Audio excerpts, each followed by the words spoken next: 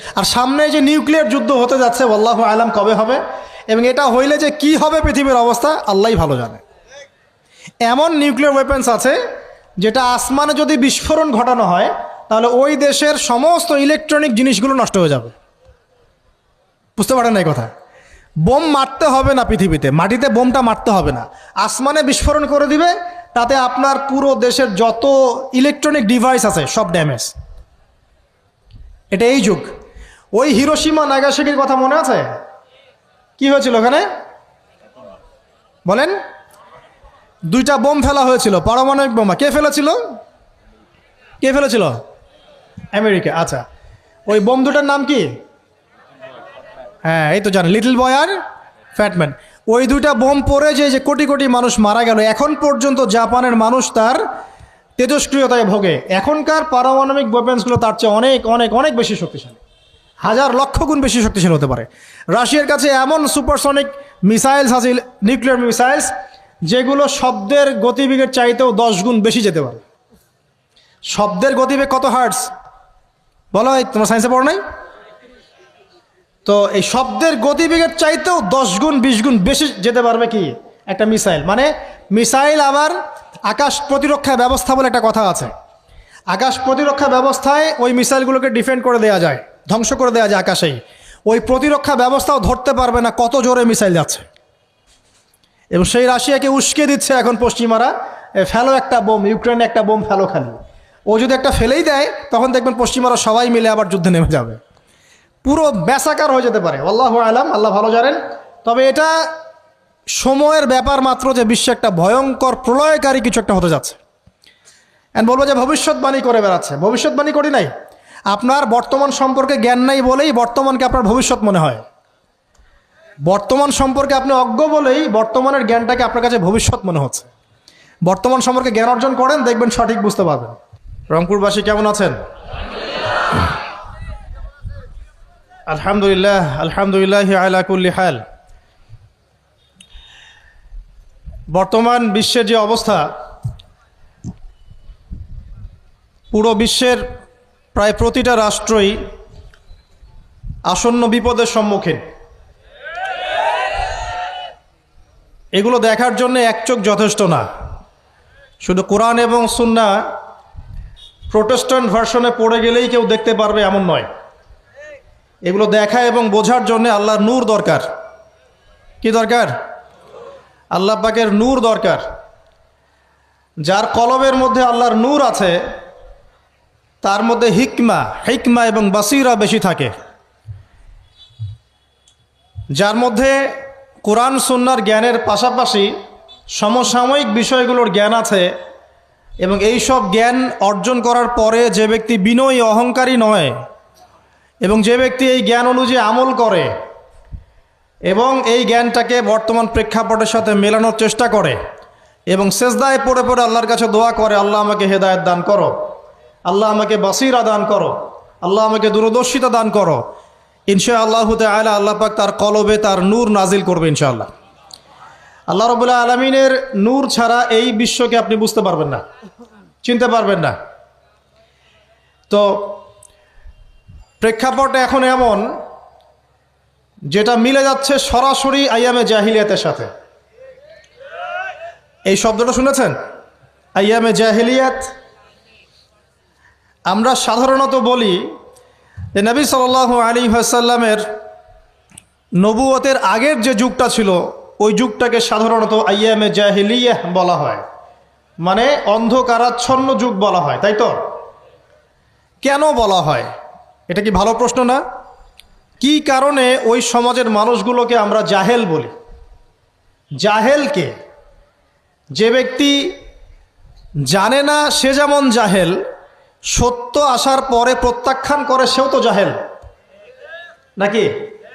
এবং সত্যের অনুকূলে যে আমল করে না, সত্যকে পাশ কাটিয়ে চলে যায়, সে কি জাহেল নয়? জাহেলিয়াহ মানে কি? যারা জাহেলি কাজ করত তারা জাহেলিয়াতের মধ্যে ছিল। যারা জাহেলি মূর্খতাপূর্ণ কাজ করত তারা জাহেলিয়াতের মধ্যে ছিল। এখন এই যুগেও এসে যদি আমরা এই জ্ঞানের বিপ্লব আমরা যে বলি, এই বিশ্বেও যদি আমরা জাহেলের মতো কাজ করি, আমরাও জাহেলিয়াতের মধ্যেই আছি। কথা কি বুঝতে পারছেন? আচ্ছা, একটা প্রশ্ন করলাম, বলেন আইয়ামে জাহিলিয়াতকে কেন জাহিলি যুগ বলা হয়? বলেন। দাওয়াতের কাজ বন্ধ ছিল, একজন বলেছে। আপনি বলেন, বলেন। বর্বরতা ছিল। আর কি ছিল? মেয়ে সন্তানকে পুঁতে ফেলা হতো। আর কি ছিল? মূর্খতা। আর কি? মূর্তি পূজা করা। আচ্ছা, মাশাআল্লাহ, আপনারা পড়াশোনা করেন বুঝতে পারছি, আলহামদুলিল্লাহ। আমি দোয়া করি আল্লাহ পাক আপনাদের জ্ঞান বাড়িয়ে দিক। কেন এই যুগে জ্ঞান ছাড়া চলা যাবে না। এই যুগটা অজ্ঞ থেকে চলার যুগ নয়, জ্ঞান অর্জন করতেই হবে। আর এই জ্ঞান অর্জন শুধু এককেন্দ্রিক করলে চলবে না, আপনাকে বহুমুখী শিক্ষায় শিক্ষিত হতেই হবে। অন্যথায় আপনি ওই যে বললাম আল্লাহর নূর, যেটা দিয়ে আপনি এখন বিশ্বকে দেখবেন, এটা অর্জন করতে পারবেন না। আরেকটা কথা বলে রাখি, অনেক ডিগ্রি সার্টিফিকেট অর্জন করার পরেও যদি মনের মধ্যে হিংসা আর অহংকার আর গীবত তোহমতের সংস্কৃতি না যায়, ওই নোংরা কলবেও আল্লাহর নূর নাজিল হয় না। কথা বুঝতে পারছি না? অনেক ডিগ্রি সার্টিফিকেট অর্জন করেছেন, তো মনের মধ্য থেকে এখনো হিংসাই যায় নাই, এখনো গীবত তোহমতের সমালোচনার সংস্কৃতিই বর্জন করতে পারেন নাই, এখনো খোলা মনে সবাইকে ভাই মনে করতে পারছেন না। সংকীর্ণ মন, একটা ছোট মন নিয়ে ছোট লোকের মতো আপনি চলাফেরা করেন। এই মন নিয়ে চললে আল্লাহর নূর নাজিল হবে না।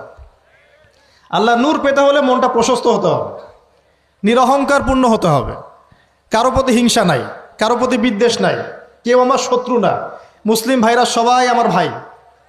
উদার একটা যখন মন মানসিকতা থাকবে, নিরহংকারপূর্ণ মন থাকবে, জ্ঞান অনুযায়ী আমল হবে, সেজদায় কান্নাকাটি করবেন, আল্লাহর নূর চলে আসবে ইনশাআল্লাহ। আর এগুলো আসলে এখনকার সায়েন্স দিয়ে আমি ব্যাখ্যা করতে পারবো না, এগুলো আধ্যাত্মিক কথাবার্তা। আমাদের বাহ্যিক এই জগতের বাইরেও কিন্তু একটা জগৎ আছে, আমি মনে হয় বুঝাতে পারছি না। বারাকা, আল্লাহ পাকের বরকত কি দেখেছেন কখনো চোখ দিয়ে? আল্লাহ পাকের বরকত বলে একটা কথা আছে না? আছে না? আচ্ছা, বরকত কি জিনিস আপনি কি চোখে দেখতে পারেন? এমন একজন সালাফের কথা পড়লাম, যিনি 40 বছর বেঁচে ছিলেন। কত বছর? 40 বছর। এই 40 বছরে তিনি প্রায় 300টা বই লিখেছেন। কয়টা? 300টা। এখন বলেন, আমরা এখানে যারা বসে আছি অনেকেই 40 পার করে ফেলছি না? আমরা এই 40 বছরে কিছু করতে পেরেছি? এই 40 বছরে একটা মানুষ 300টা বই লিখতে পারে? তাহলে আমরা বুঝতে পারছি যে তাদের সময়ের যে বরকত আর আমাদের হায়াতের বরকত এক না। বরকত সম্পূর্ণ ভিন্ন জিনিস, যেটা আমরা চাক্ষুষ দেখা জ্ঞান দিয়ে বিশ্লেষণ করতে পারবো না। পারবো না। আরও বুঝাচ্ছি, দেখুন রাসূলুল্লাহ সাল্লাল্লাহু আলাইহি ওয়াসাল্লাম সারাদিনে কত কাজ করতেন। তাহাজ্জুদ পড়তেন, শেষ রাত্রে উঠতেন, রাতের এক অংশ ঘুমাতেন, আরেক অংশ উঠতেন, উঠে তাহাজ্জুদে নামাজ পড়তেন, লম্বা কেরাত, মানে এক রাকাতে প্রায় 4 পারা কোরআন তেলাওয়াত করেছেন। এক রাকাতে 4 পারা। আমরা তো 4টা আয়াত পড়লেই একদম তাড়াতাড়ি রুকু করতে হবে, দাঁড়ায় থাকতে পারতেছি না। তাই নামাজ তো ডিজিটাল, এখন যুগের সাথে সাথে নামাজও কি ডিজিটাল। অনেক মসজিদে নামাজ পড়লে মনে হয় ইমাম সাহেব পেশাব পায়খানা চাপ নিয়ে নামাজ পড়াচ্ছে মনে হয়, তাড়াতাড়ি নামাজ শেষ করতে পারলে বাঁচে।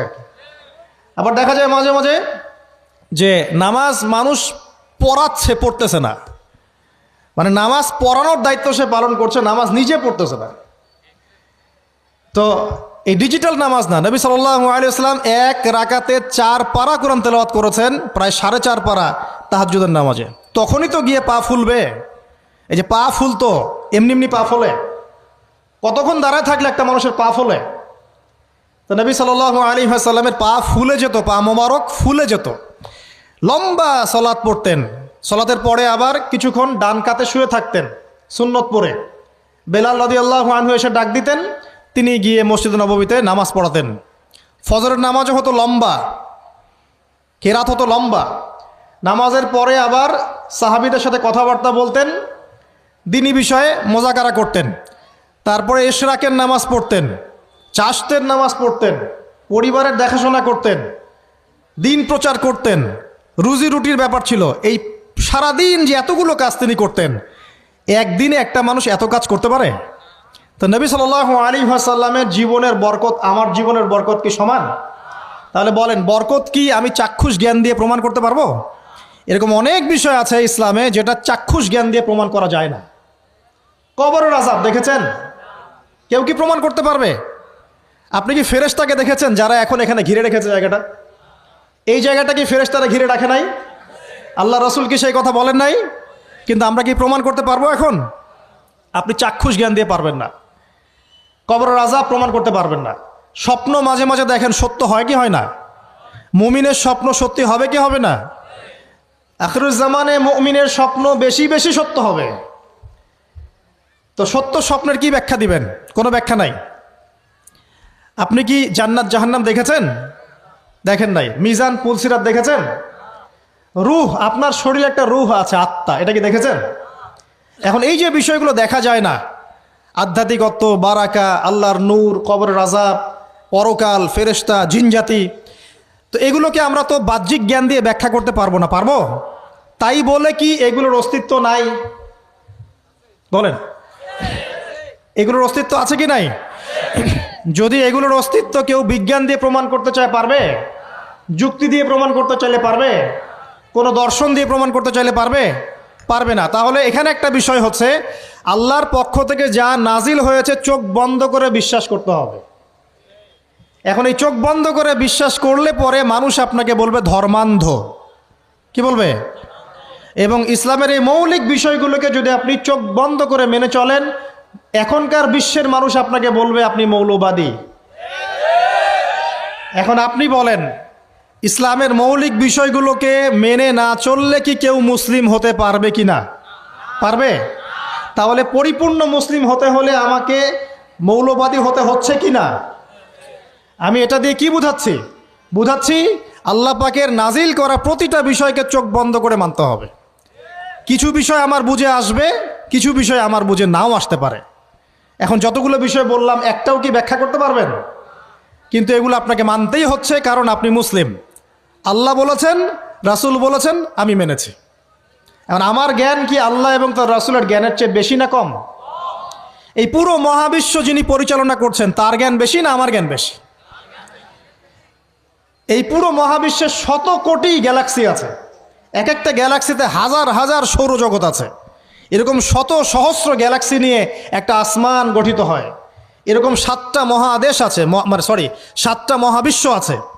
এই 7 মহাবিশ্বের উপরে আছে কুরসি, ওয়াসিআ কুরসিয়ুহুস সামাওয়াতি ওয়াল আরদ। তার উপরে আছে মহাসাগর, যার গভীরতা 500 বছরের পথ। তার উপরে আছে আল্লাহ রাব্বুল আলামিনের আরশে আজিম। আর আল্লাহ রাব্বুল আলামিন এই আরশের উপর সমুন্নত। সেই মহান আল্লাহকে আমরা বলি আল্লাহু আকবার। কি বলি? এই যে আল্লাহু আকবারের মর্ম বুঝলেন? এখন এই বিশাল সত্তা আল্লাহু আকবার, আল্লাহ পাক সবচেয়ে বড়, এই সর্বোচ্চ সত্তার জ্ঞান বেশি না আমার জ্ঞান বেশি? তার পক্ষ থেকে যখন কোরআন এবং হাদিস নাজিল হচ্ছে, আমাকে তো চোখ বন্ধ করেই মানতে হবে, নাকি আমি যুক্তি দিব? হ্যাঁ, কিছু বিষয় আমার বুঝে আসবে, কিছু বিষয় আমার বুঝে নাও আসতে পারে।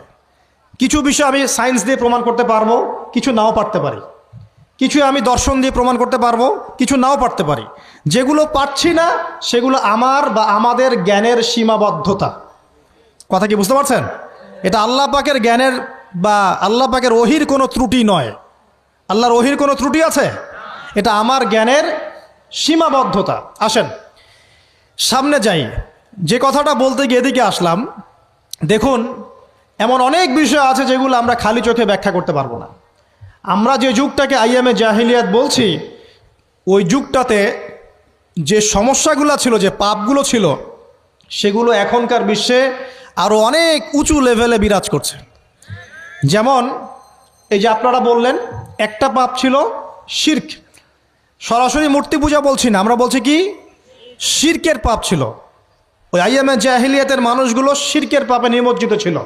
তারা শুধু মূর্তির পূজাই করতো এমনটা নয়, তারা কবরেরও পূজা করত, তারা মৃত মানুষেরও পূজা করত, তারা কেউ কেউ নাস্তিকতায়ও বিশ্বাসী ছিল। সূরা মুমিনুন পড়লে দেখবেন তাদের মধ্যে একটা আকীদা ছিল, ইন হিয়া ইল্লা হায়াতুনা দুনিয়া নামুতু ওয়া নাহয়া।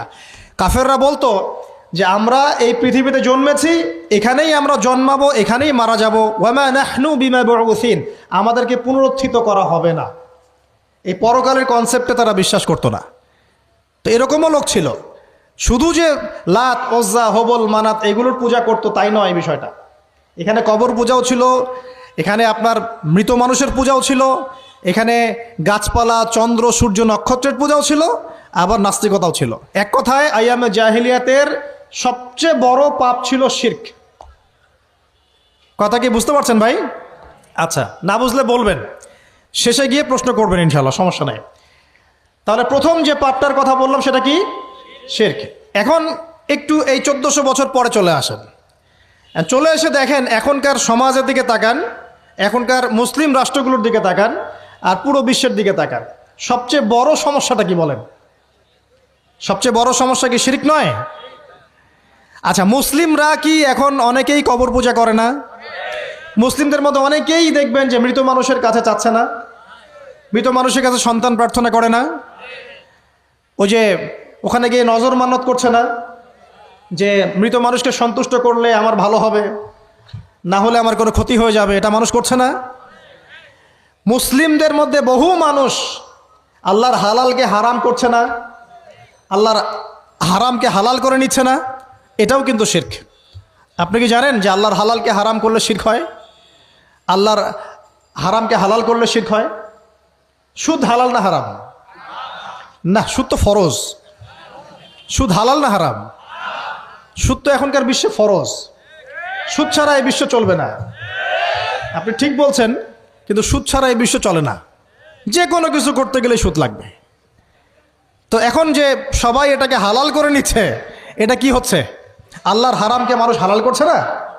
আচ্ছা বলেন, মদ হারাম না হালাল? বলেন। মদ তো ওয়াজিব নাকি? যুব সমাজে তো মদ না খেলে চলেই না।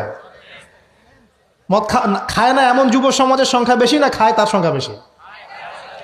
কয়টা ছেলে আছে স্মোক করে না? বলেন, কয়টা ছেলে দেখাতে পারবেন যারা স্মোক করে না?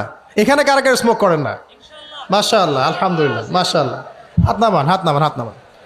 আল্লাহ পাক আপনাদের রক্তে এবং মাংসে বরকত দান করুন, দোয়া করি। যদি আপনি কোনো কমিউনিটির মধ্যে দেখাতে পারেন যে তারা মাদক থেকে দূরে আছে, তারা শুধুমাত্র ইসলামিক কমিউনিটি, অন্য কোনো কমিউনিটি না। যদি আপনি মাদক মুক্ত কোনো ক্যাম্পাস দেখাতে পারেন, সেটা হবে মাদ্রাসা। যদি পর্ন মুক্ত ক্যাম্পাস দেখাতে পারেন, দেখাতে হবে মাদ্রাসাকে। এখানে বিষয়টা হচ্ছে, যারা ইসলাম প্র্যাকটিস করে, কোরআন এবং সুন্নাহর বুঝ যাদের মধ্যে আছে, যাদের মধ্যে আল্লাহর ভয় আছে, এরা কখনো সুদ খাবে?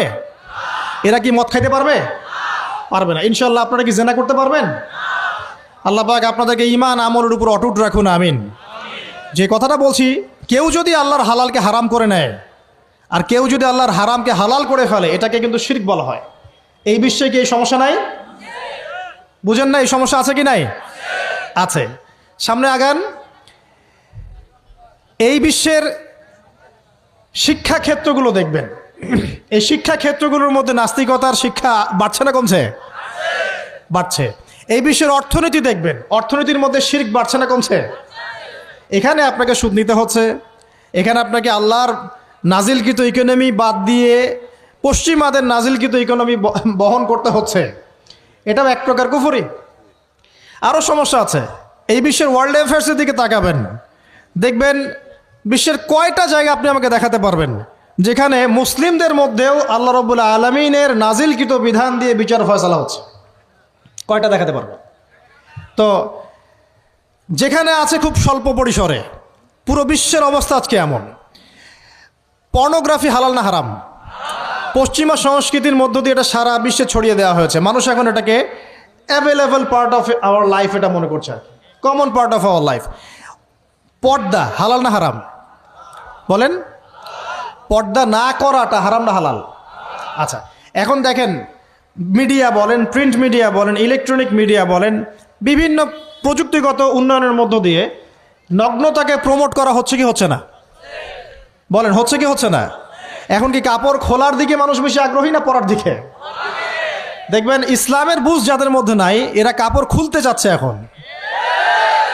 আর আমি আপনাদেরকে বলি, আগের লেকচারগুলোতেও বলেছি, এই পুরো মহাবিশ্বে আমাদের বাবা আর মা আদম এবং হাওয়া আলাইহিমুস সালাম, তাদের গা থেকে পোশাকটা খুলে ফেলেছিল কে জানেন? কে? ইবলিস। যখনই তারা গাছের কাছে গেলেন, তখন কি হলো? ফালাম্মা যাকাশ শাজারা বাদাত লাহুমা সাওআতিহিমা। যখনই তারা গাছের কাছে গেলেন, তাদের কাপড় খুলে পড়ে গেল। তাহলে পুরো মহাবিশ্বে আমাদের পিতামাতাকে নগ্ন করে দিয়েছে কে? ইবলিস, শয়তান। তাহলে এখন পৃথিবীতে যারা মুসলিমদেরকে বা অমুসলিমদেরকে, পুরো মানবতাকে যারা নগ্ন করতে চাচ্ছে, এরা কার এজেন্ট? এরা কার এজেন্টটা বাস্তবায়ন করছে? এটা কি বুঝতে বাকি থাকে? আমি কথাগুলো বানিয়ে বলি নাই। সূরা আরাফ পড়েন, দেখবেন সব লেখা আছে। আসেন, এক কথায় বলতে চাচ্ছি, ওই সময়কার যে শিরিকটা শুধুমাত্র মক্কায় সীমাবদ্ধ ছিল, এখনকার শিরিকটা গ্লোবালাইজেশন হয়েছে আর কি, পুরো দেশে দেশে দেশে শিরক ছড়িয়ে পড়েছে আর কি। আসেন, ওই সময় আরেকটা বড় পাপ ছিল, যেটা এই যে এক ভাই বলল, সেটা হলো রিবা। রিবা, রিবা মানে কি? সুদ। রিবা মানে সুদ, জানেন তো? আর সুদ তো ফরজ নাকি ভাই? আচ্ছা, এমন কোনো গ্রাম নাই বাংলাদেশে যেখানে সুদ নাই, আর বিশ্বের এমন কোনো দেশ নাই যেখানে সুদ নাই। আর এই যুগের কথাই নবী সাল্লাল্লাহু আলাইহি ওয়াসাল্লাম হয়তো বা বলেছিলেন, ওয়াল্লাহু আ'লাম, আল্লাহ ভালো জানেন, যে এমন একটা যুগ আসবে যে যুগে ম্যাক্সিমামই সুদখোর হবে। যে ব্যক্তি সুদের ছিটাফোটা, মানে সুদের পাপ থেকে বেঁচে থাকতে চাইবে, ওর গায়েও গিয়ে সুদের ছিটাফোটা গিয়ে লাগবে। এটা সেই যুগ না? আপনি বুঝতে পারছেন না হয়তো, এটা সেই যুগ। আপনি মনে করছেন দাড়ি, টুপি, পাগড়ি, জুব্বা মাশাআল্লাহ সব লাগাই দিছি, হ্যাঁ, বাইরে একটা সাইনবোর্ড আছে, আমি মৌলবী, আল্লামা, আমি একজন দায়ী বক্তা, কিন্তু সুদের যে ওই ছিটাফোটা, এটা আপনার কাছে আমার কাছেও আছে। হয়তো আপনি বুঝতে পারছেন না। কখন বুঝবেন? যখন ইসলামিক অর্থনীতির বইগুলো পড়তে পারবেন। আর শুধু ইসলামিক অর্থনীতির বই যথেষ্ট না, এর পাশাপাশি আমাদের দরকার এই প্রচলিত যে IMF, ইন্টারন্যাশনাল মনিটারি সিস্টেম, এর নীতিগুলো জানা। তখন কি আপনি বুঝবেন ওয়ার্ল্ড ব্যাংক কী জিনিস, IMF কী জিনিস, ঠিক আছে? তখন বুঝবেন যে পেট্রো ডলার কী জিনিস, তখন বুঝবেন যে হার্ড কারেন্সি, সফট কারেন্সি কী জিনিস, এখন বুঝবেন না। আর যেহেতু বুঝবেন না, অতএব আমি এগুলো বলেও লাভ নাই। যেহেতু আপনি বুঝবেন না, আমি যদি এখন এসব নিয়ে কথা বলি, আপনার কাছে মনে হবে এইসব কী উল্টাপাল্টা কথা কইতাছে। ঠিক আছে? তো যাই হোক, আগে আল্লাহর ওয়াস্তে ইসলামিক ইকোনমিক্স পড়েন এবং ইন্টারন্যাশনাল মনিটারি সিস্টেম সম্পর্কে পড়েন।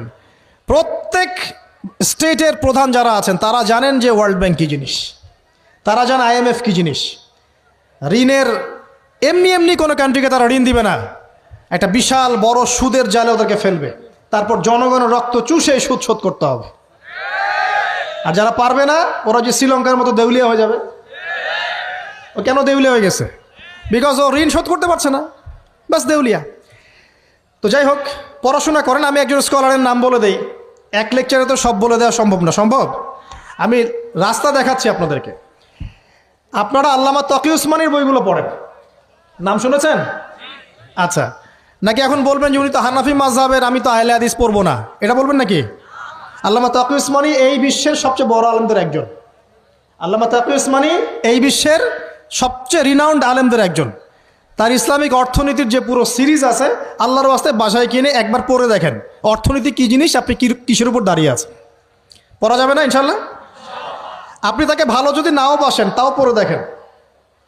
মনে করেন আপনি একটা কমিউনিটির মধ্যে আছেন, বা একটা সংগঠনে আছেন, বা একটা ঘরানার মধ্যে আছেন, তাহলে কি অন্য ঘরানার বইপত্র পড়া যাবে না?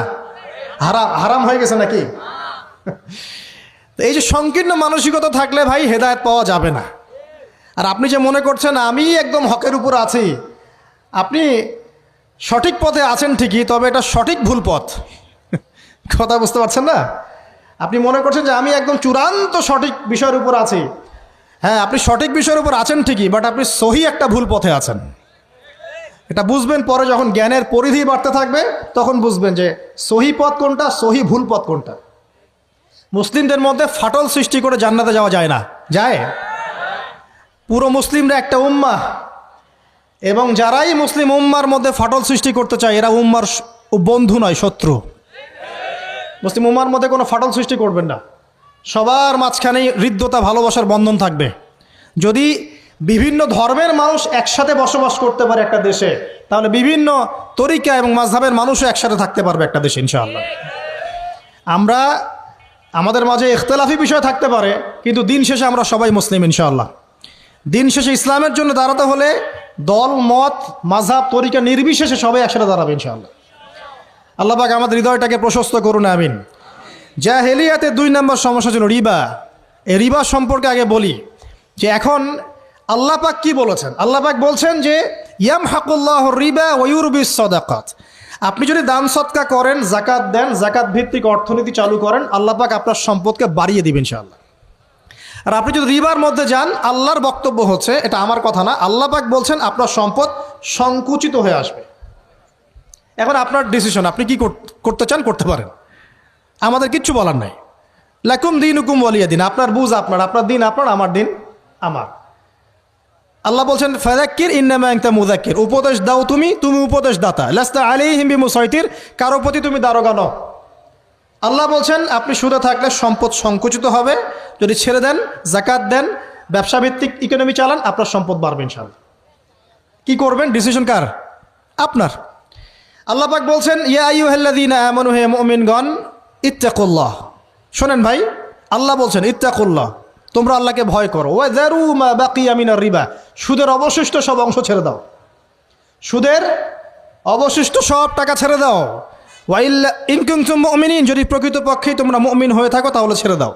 ওয়া ইল্লাম তাফআলু, যদি তোমরা না করো। কে বলছেন? আল্লাহ। যদি তোমরা এটা না করো তাহলে আল্লাহ কি বলছেন? ফাআযানু বিহারবিন মিনাল্লাহি ওয়া রাসূলিহি, আল্লাহ এবং তার রাসূলের সাথে যুদ্ধের ঘোষণা শুনে রাখো। এটা কার কথা? এখন আপনি যদি চান আল্লাহর পক্ষে যুদ্ধ করতে পারেন, আপনি চাইলে আল্লাহ এবং তার রাসূলের বিপক্ষেও যুদ্ধ করতে পারেন। আপনাকে কি বাধা দিবে? দিবে না। ডিসিশন কার? ডিসিশন আপনার। নবী সাল্লাল্লাহু আলাইহি ওয়াসাল্লাম আরও বলেছেন যে, আপনারা জানেন হাদিসটা, নতুন কোনো হাদিস বলছি না, আপনারা জানেন, প্রত্যেক আলেম জানেন, প্রত্যেক মাযহাবের ইমাম জানেন। কি সেটা? যে সুদের পাপের ৭০ বা ৭৩টা শাখা আছে। কয়টা? ৭৩ বা ৭০টা শাখা আছে। তার সবচেয়ে নিম্ন শাখা হচ্ছে নিজের মাকে বিয়ে করা।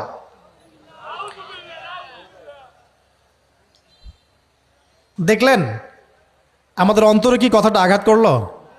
আপনি কি আপনার মায়ের সাথে, নাউযুবিল্লাহ, আপনি কি আপনার মাকে বিয়ে করতে পারবেন? এটা কি কোনো ব্যক্তির পক্ষে সম্ভব? কিন্তু নবী সাল্লাল্লাহু আলাইহি ওয়াসাল্লাম বলছেন ৭৩ শাখার সবচেয়ে নিম্ন শাখা হচ্ছে সেই ব্যক্তি যেন তার মাকে বিয়ে করলো। আর সর্বোচ্চ শাখা কি?